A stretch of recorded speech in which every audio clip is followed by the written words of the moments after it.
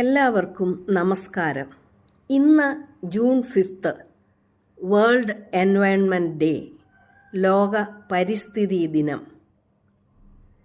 ബൈബിളിൻ്റെ തുടക്കം ആദിയിൽ ദൈവം ആകാശവും ഭൂമിയും സൃഷ്ടിച്ചു.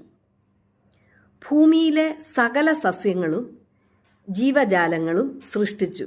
അതിനുശേഷം ദൈവം എല്ലാം മനോഹരം എന്ന് കണ്ടു. മനുഷ്യന് ജീവിക്കാൻ പറ്റിയ എൻവയോൺമെൻറ്റിനെ സൃഷ്ടിച്ചതിന് ശേഷം മനുഷ്യനെ സൃഷ്ടിച്ചു. മനുഷ്യനു വേണ്ടി സൃഷ്ടിച്ചതല്ല ഭൂമി, പിന്നെയോ ഭൂമിക്ക് വേണ്ടിയാണ് മനുഷ്യനെ സൃഷ്ടിച്ചത്. അതിൻ്റെ കാര്യവിചാരകത്വം മനുഷ്യനെ ഏൽപ്പിക്കുന്നു. പ്രകൃതി ഉണ്ടായിരുന്നു. ദൈവത്തിൻ്റെ ദാനമായ ഈ ഭൂമി സുന്ദരമായി സൂക്ഷിക്കേണ്ടത് മനുഷ്യരായ നാമാണ്, പ്രകൃതിയെ ആശ്രയിച്ച് ജീവിക്കുന്ന മനുഷ്യൻ.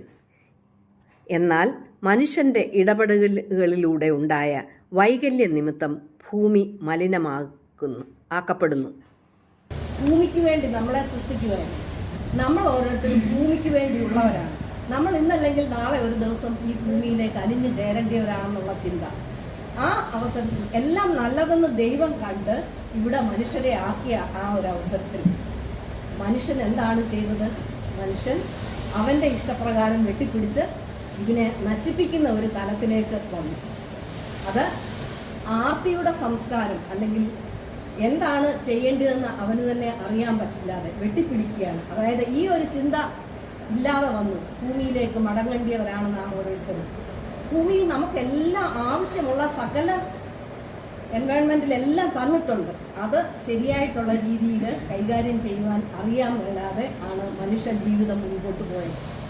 അങ്ങനെ മനുഷ്യൻ ഇതിനെ പൊല്യൂട്ടഡ് ആക്കി നമുക്ക് വാസയോഗ്യമല്ലാതാക്കിയപ്പോൾ അപ്പോൾ നമുക്ക് മുരുകൻ കാട്ടാക്കടയുടെ ഒരു പ്രസിദ്ധമായിട്ടുള്ള ഒരു കവിതയുണ്ട്. എന്താണെന്ന് ദേഹത്തീസറിനൊക്കെ അറിയായിരിക്കും. ഇനി വരുന്നൊരു തലമുറയ്ക്ക് ഇവിടെ വാസം സാധ്യമോ?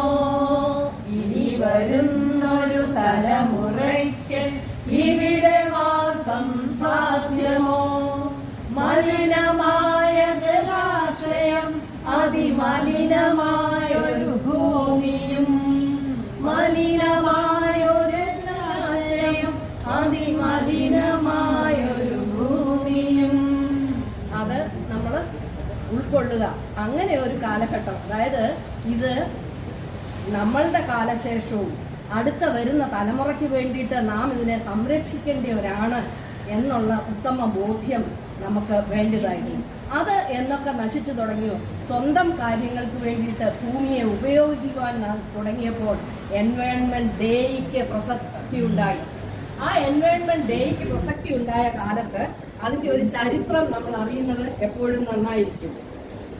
എൻവയോൺമെന്റ് ഡേയുടെ ഹിസ്റ്ററി പറഞ്ഞാൽ ഈ ആശയം ഐക്യരാഷ്ട്രസഭയുടെ ജനറൽ അസംബ്ലിയിൽ 1970 സെനറ്റർ ഗേ ലോർഡ് നെൽസൺ ആണ് ഇത് ആദ്യമായി ഉന്നയിച്ചത്. അത് 70കളിലാണ്. 1972 സ്റ്റോക്ക്ഹോം, സ്വീഡനിൽ കൂടിയ കോൺഫറൻസ് ആണ് പ്രാരംഭ നടപടികൾ തുടങ്ങിയത്. 1973 ജൂൺ 5 ആരംഭിച്ച വേൾഡ് എൻവയോൺമെന്റ് ഡേയിലെ തീം ഓൺലി വൺ എർത്ത്, ഒരേ ഒരു ഭൂമി എന്ന ആശയം ഉൾക്കൊണ്ടുകൊണ്ട് EPA രൂപീകരിച്ചു. EPA എന്ന് പറഞ്ഞാൽ എൻവയോൺമെന്റ് പ്രൊട്ടക്ഷൻ ഏജൻസി ആരംഭിച്ചു.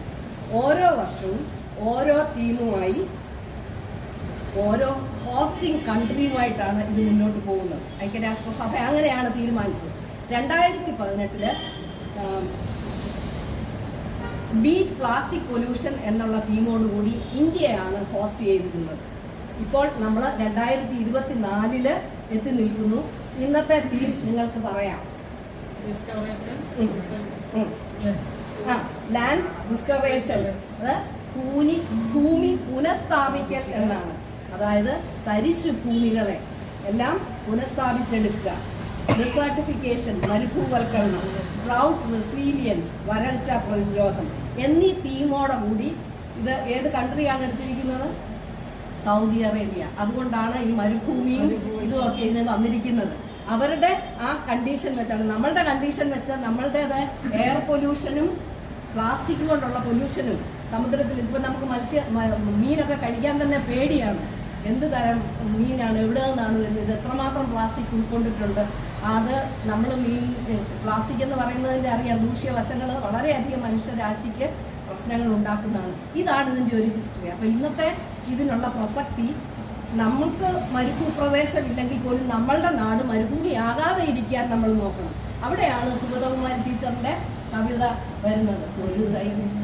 ഒരു തൈ നടാം നമുക്കമ്മയ്ക്കു വേണ്ടി, ഒരു തൈ നടാം മക്കൾക്കു വേണ്ടി, ഒരു തൈ നടാം കിളികൾക്കു വേണ്ടി, ഒരു തൈ നടാം നല്ല നാളേക്ക് വേണ്ടി. ഇതെല്ലാം നമ്മൾ നെറ്റിലെടുത്ത് കേൾക്കുകയാണെങ്കിൽ വളരെയധികം നമുക്ക് പ്രയോജനപ്രദമാണ്. ഈ ഒരു ഡേയിലേക്ക് നമുക്കത് കേൾക്കാം. ഒരു ദിവസം കൊണ്ട് തീർത്ത് മാറേണ്ട ഒരു കാര്യമല്ല, വേണ്ടെന്നല്ല, അത് എങ്ങനെ നമ്മൾ ഉപയോഗിക്കണം. ആവശ്യമുണ്ട്, അത്യാവശ്യമുണ്ട് അല്ലെ. ഈ സമയം ഈ ക്ലൈമറ്റിലൊന്നും നമ്മൾ AC അങ്ങനെ ഉപയോഗിക്കേണ്ടവരാണോ എന്ന് നമ്മൾ ചിന്തിക്കണം. ഇതൊക്കെ നമുക്ക് തന്നെ തുടങ്ങാവുന്നതേ ഉള്ളൂ. അത് തുടങ്ങുന്നത് ഇന്നൊരു തൈ നട്ടിട്ട് നമ്മൾ പോകുക എന്നുള്ളതല്ല. നമ്മളിത് നമ്മളുടെ ജീവിതത്തിൽ കഴിഞ്ഞ സൺഡേ സപ്ലിമെന്റിൽ ആരെക്കുറിച്ചായിരുന്നു ഉണ്ടായിരുന്നത്? ഈ സൺഡേ സപ്ലിമെന്റിൽ ഒരാളെ പറ്റി പ്രത്യേകം അവിടെ പറഞ്ഞിട്ടുണ്ടായിരുന്നു. ഒരു പച്ചയായ മനുഷ്യൻ. ആരായിരുന്നു? ഒരു തൈ നട്ട് അല്ല, പത്രത്തിൽ വന്നത് കലൂർ ബാലൻ എന്ന് പറഞ്ഞ ഒരാളിനെ പറ്റി ഉണ്ടായിരുന്നു. അദ്ദേഹം കാടിന് വേണ്ടി ജീവിച്ച ലക്ഷങ്ങൾ ഇതിനോടകം തന്നെ കൈ നട്ട് അതിനനുസരിച്ച് ജീവിക്കുന്ന ഒരു നല്ലൊരു ആർട്ടിക്കിളായിരുന്നു. അത് വായിക്കാൻ സൺഡേ സപ്ലിമെന്റിലുണ്ടായിരുന്നു.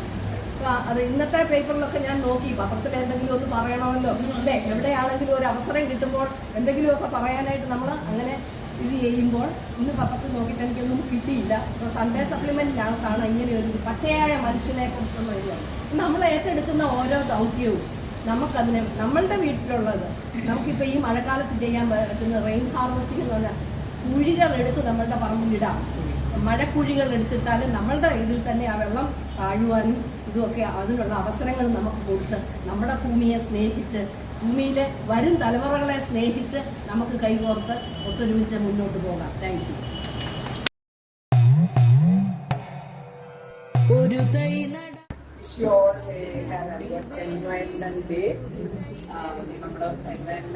ഒരു തലമുറയ്ക്ക് ഇവിടെ വാസം സാധ്യമോ?